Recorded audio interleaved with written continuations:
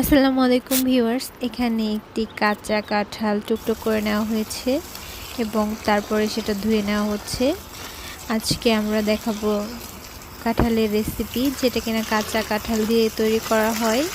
এটার নাম বলা হয় এঁচোড়, কাঁঠালের এঁচোড়।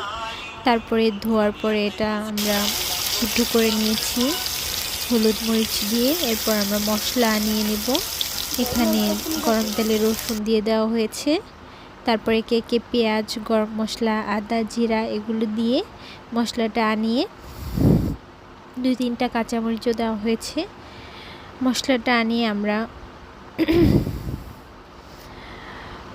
এখানে ধনিয়া পাতা দেওয়া হচ্ছে, তারপরে হচ্ছে মরিচের গুঁড়ো, একটু হলুদও দেওয়া হবে।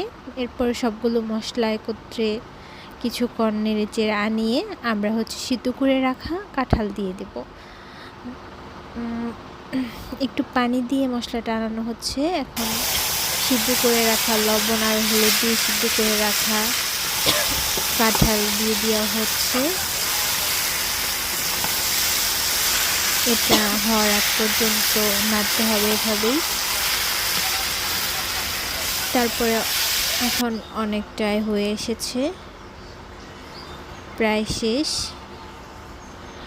এরপর আর একটু নেড়ে চেড়ে নামিয়ে নেওয়া হবে।